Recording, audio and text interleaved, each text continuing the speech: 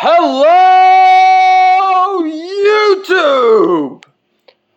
Woo! It's your boy, the King of Games 98 here. How you doing? Hope y'all are doing good and staying safe. And if you are listening to this video with headphones or earbuds, I apologize for that. I might have just blown them out. I didn't think about that. So, I recently bought some good video game stuff, and I don't like, sometimes I get new video game stuff every week, sometimes I don't. And unlike a majority of YouTube gamers who post their pickups videos every single week of stuff that they of stuff that they bought every single week at their local flea market, swap meet, game hunting, at game stores, just wherever. I don't like to do that. Because it seems like it's kind of the norm for most YouTube gaming channels. And number two, I don't want to have all the content on my channel just be of that, because I feel like that would get boring, and that would also make me look and sound greedy, selfish, like that. And I don't want to come off like that, because that's not who I am. That's not the person I am. Yes, I am a video game collector, but I am not greedy or selfish. My parents did not raise me like that. And if you know me in person in real life, then you totally know that that's just not who I am. So I'm just going to leave it at that.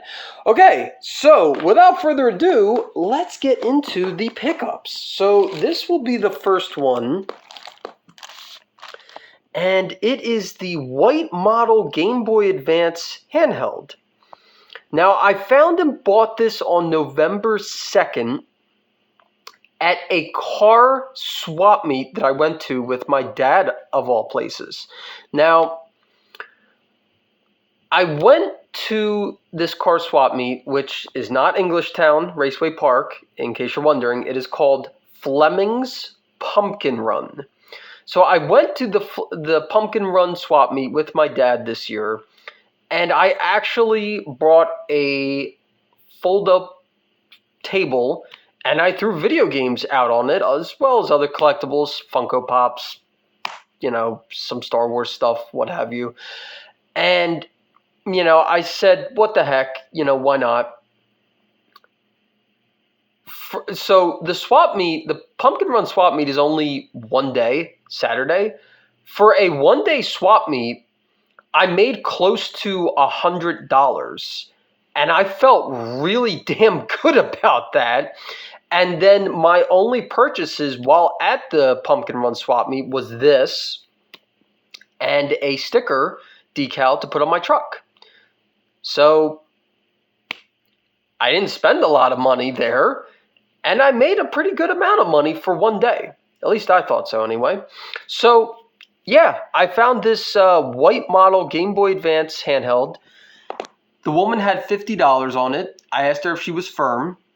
She said I could do $40 on it, and I didn't even bat an eye. I just gave her the $40 and went on my merry way with that. And it's in pretty good shape and condition.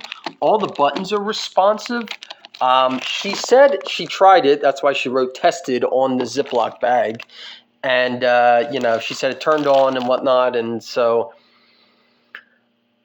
I haven't actually gotten around to trying it yet, but I took the chance because the woman seemed very honest and seemed like she was telling the truth. However, any time, and I mean any time, I go to buy a video game console or a handheld off of someone that I've never met before and don't know, I am very leery of that. mainly because if I don't know the person, how do I know that they're telling me the truth? They could be straight up lying right to my face just to get my money. But there was something about this woman that really struck a nerve with me, I guess, if you will. And like it made me think that, well, not made me, like I could tell she was telling the truth. And so I felt comfortable buying this, and the fact that it even has the battery cover is pretty amazing. So for $40, I don't think I did bad on it. Now, here's the thing. I already have this color variant of the Game Boy Advance. So I think I'm going to resell it. Because it's either I could resell it or I could mod it. New shell, new rubber membranes, new buttons, maybe a backlit screen mod. But the problem with that is it's a Game Boy Advance model. I don't think this particular Game Boy model is the model everyone is going to want. If it was a Game Boy Advance SP, on the other hand, different story. Because everyone and his brother wants the model AGS 101 of the Game Boy Advance SP. Or hell, some people will even take the model AGS 001 Game Boy Advance SP and they'll still be happy with that too. But most people go with the 101 model of the Game Boy Advance SP. So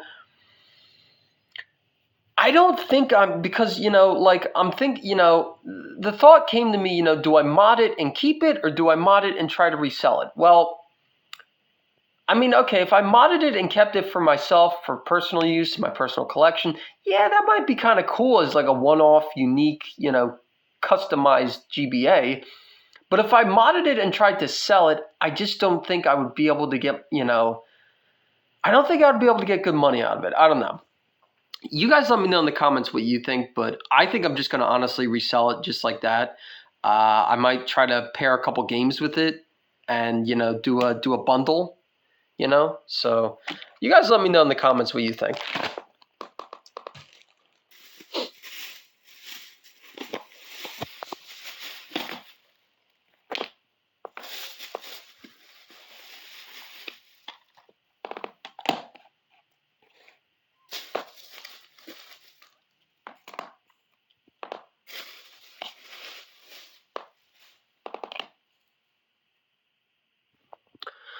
Okay, so before you guys say anything, these are 4 very random items that are all together. Why are they all together? Well, basically, I am grouping all 4 of these items together like this because I bought all 4 of these items from the same person. So, these 4 items I bought on Friday, November 9th. So, Friday of last week. Yes. Me and my parents like going to Lancaster, Pennsylvania, and we loved checking out the antique stores, the thrift stores, and there is a video game vendor booth at a certain, what would I call it? Well, I guess a thrift store. At a certain thrift store. And the thrift store is called Lucky Dog Thrift. I actually had the privilege and honor to meet the guy whose stuff this was at his booth. So that was kind of cool. And this is what I ended up buying from him. So, I'm going to start with Dragon Ball Z Burst Limit. First and foremost, this is a Dragon Ball Z game I didn't have in my collection. So of course I wanted it. Now, I'll be honest, guys, I don't know a whole lot about Burst Limit. I did look up some gameplay on YouTube. It looks like a really good fighting game. And the fact that this was still an Atari, either published or developed DBZ game before they completely lost the license and it went to Bandai Namco, I thought was pretty cool. The game is complete in box, which I was very happy about that. and I paid $23 for it, as it says on there, which is market value. You know, it's not overpriced and it wasn't underpriced. That's just in line what it goes for. So I was okay with that. Next up, we have a Sega Game Gear game by the name of Woody Pop. Now, I'll be honest with you guys. If it wasn't for a fellow collector on Instagram, of all places, I never would have heard of this game. Absolutely wouldn't have heard of this game. Now, for those of you who know, I'm a big Sega fan and Neo Geo fan, but I also collect just about anything and everything video game wise. Now, I said on Instagram, and that is a true statement. However, this was not recently on Instagram. I haven't been on Instagram since 2016, and that's not by choice. That's because they kicked me off of Instagram. Totally unrelated story, but, you know, just making that known. They did kick me off. That's besides the point, though. But back in 2016, I talked to a fellow collector who praised this game, and I think the Game Boy game Revenge of the Gator, if I'm not mistaken. And I believe this is a pinball game. I could be totally wrong. You know, if I am, please correct me down below in the comment section. But I believe this is a pinball game, and he spoke very highly of it. So when I saw it loose card only for $9, I was like, yeah, why not? I'll pick it up. Next to Woody Pop, we have Samurai Jack, the Amulet of Time on Game Boy Advance. Now, Samurai Jack is an amazing cartoon, and the sequel series that they did also on Cartoon Network, was it on Cartoon Network or was it Adult Swim? No, I think it was Adult Swim, and I forget what the heck they called the sequel show, but that was also really good. And I love finding video games based on media that I loved watching as a kid, because I would say just about all the media I watched as a kid growing up, I still like as an adult. So when I saw this game, and yeah, it's got a little tear in the label there right on Jack's face, unfortunately. But it's like, I've never seen this game before. And it was only $12. So for $12, I was like, okay, you know what? I don't care that it's got that little tear on in the label. I'm buying it. Now, I'll be honest, guys. I have no idea if this game is any good. It could suck Dragon Balls for all I know. But it has the Samurai Jack name attached to it. On top of that, it has the Cartoon Network and Warner Brothers official seals on it. So I'm hoping this is good, but I really don't know. Now, I know there is another Samurai Jack game, Shadows of Aku or something like that, I think it's called, on the PlayStation 2 and GameCube. That game is supposedly really, really good, but it's very rare and expensive. This game is, I would say, uncommon, but not worth a lot of money. So that's why I picked it up. And last but not least, we have this Sega Game Gear travel bag. Now, do I own a Sega Game Gear in my video game collection? Yes, I do. As a matter of fact, I happen to own two. The gray color variant and the blue, I believe it was either Sonic the Hedgehog or Lion King variant. And guess what? Neither of my Game Gears work. Now, when I bought them, they worked, but they no longer work because of the cheap freaking capacitors Sega used in them. But that's besides the point.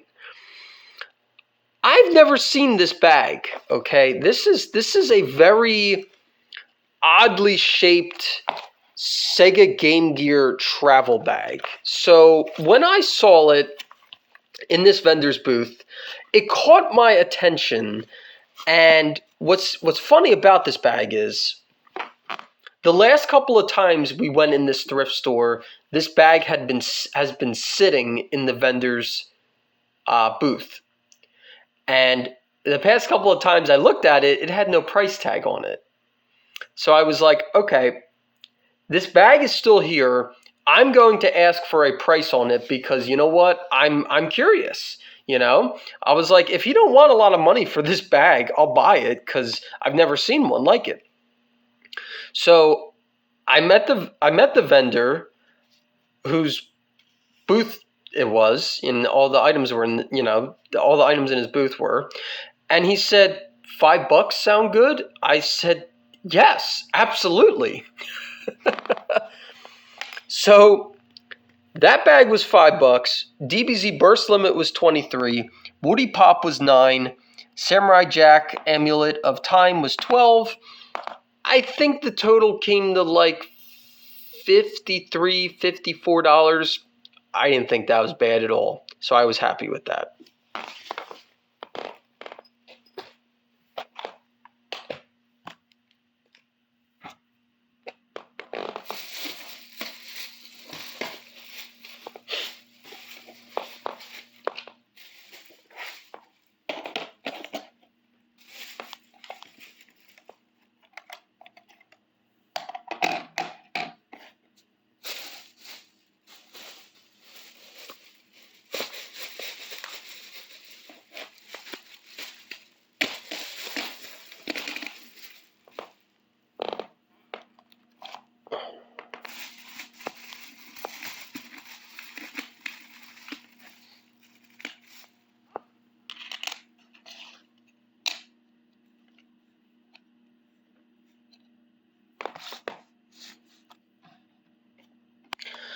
Okay, these 5 items, which are all very random, trust me, I know, all came from the same place too. That is why they're all together like this.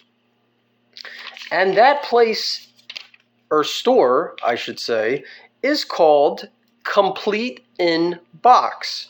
Now, if you're ever in the Lancaster area, if you're ever in the Lancaster area and you are a big video game fan or collector like myself, then you owe it to yourself to take the 20 or 30 minute drive and go to Complete in Box. Now, I am going to show you the top of my receipt.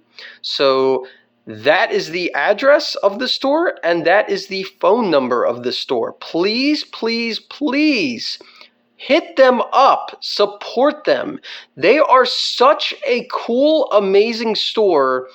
I love them so much, and unfortunately, because, I don't live closer to them, this was only my second time ever in the store, but I'm glad I got to go in there nonetheless. This was such a great freaking pickup, haul, whatever you want to call it. Okay, let's get into it.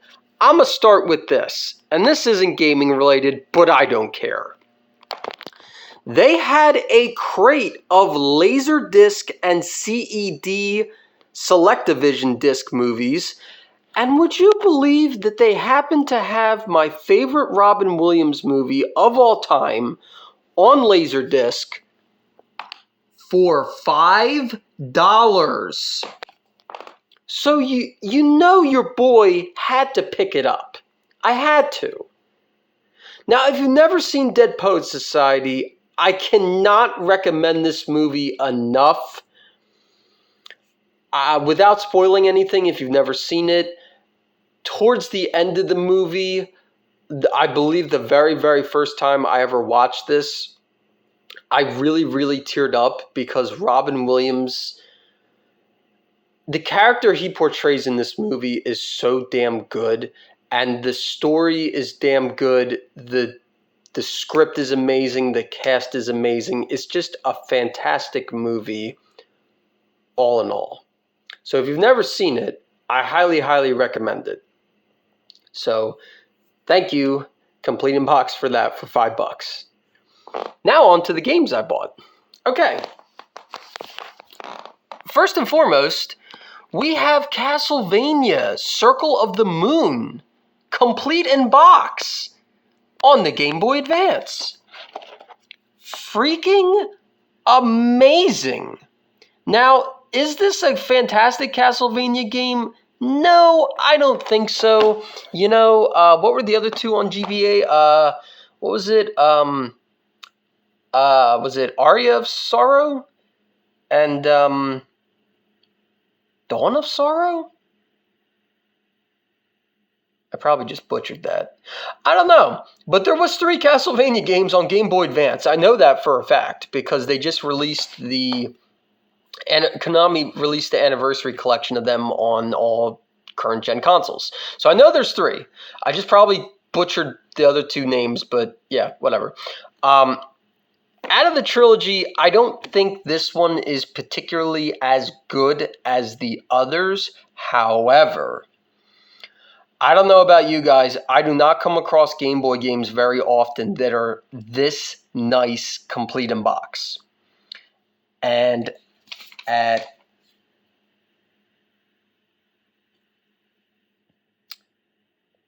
$66, I thought that was a no-brainer.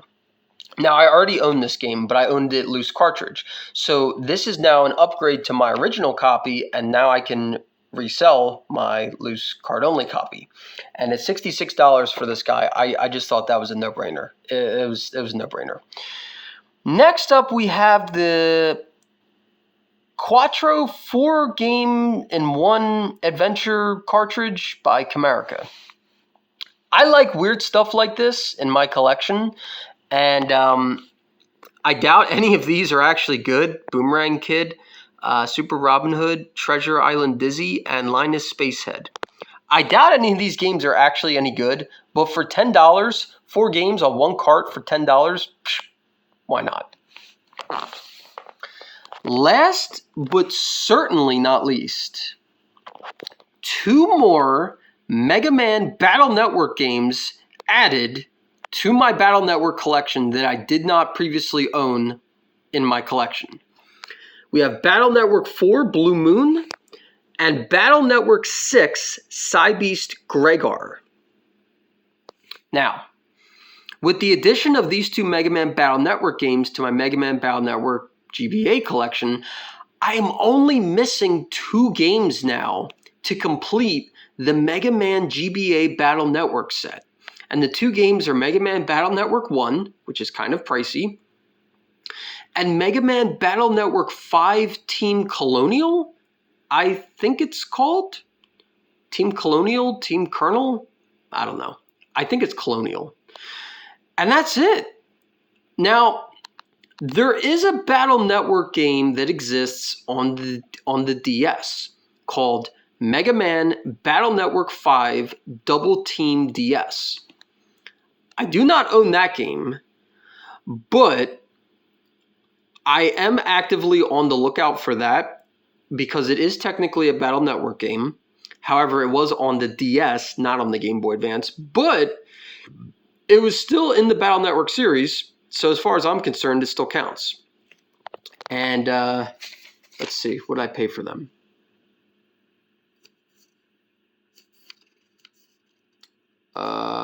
So Mega Man Battle Network 4 Blue Moon was $18.87. And Mega Man Battle Network 6 Cybeast Gregar was $28.30.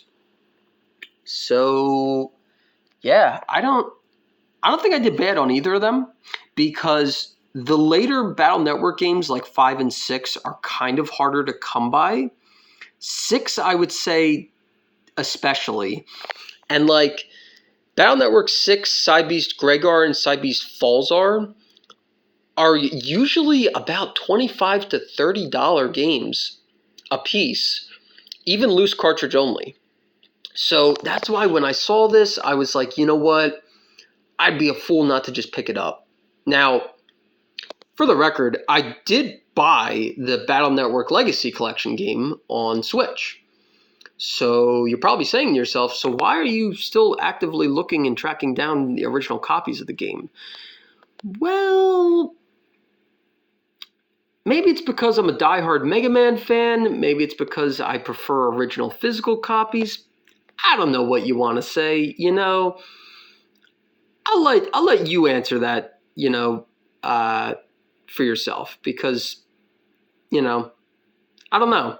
I am a diehard Mega Man fan. I also love collecting original copies of games, so I guess you could say that's why. I don't know, but yeah, so that's going to do it for this new gaming pickups video. I hope you guys enjoyed my pickups, hearing about where I got them and how much I spent. Oh, and you know what? I'm sorry. So the grand total for all of this, I forgot to even say that, was $135. Now, I know that sounds like a lot of money, and the majority was just from Castlevania Circle of the Moon, right? But if you really think about it, that for $66 was a steal at that price. And then, you know, the Battle Network games were the next most expensive, and then that was $10, and then that was $4.95. So I don't know. Yeah, that is a lot of money, don't get me wrong, but like that just for $66, I couldn't say no to that. You know? Any good Game Boy game you can get complete in box for under $100, I think is a no-brainer buy. That's just my opinion though, but yeah. Alright guys, that's going to do it for this new gaming pickups video. Don't forget to like, comment, and subscribe. And let me know down below in the comments section, what was your single favorite item that I picked up in this pickups video. Thank you guys so much for watching, and take care.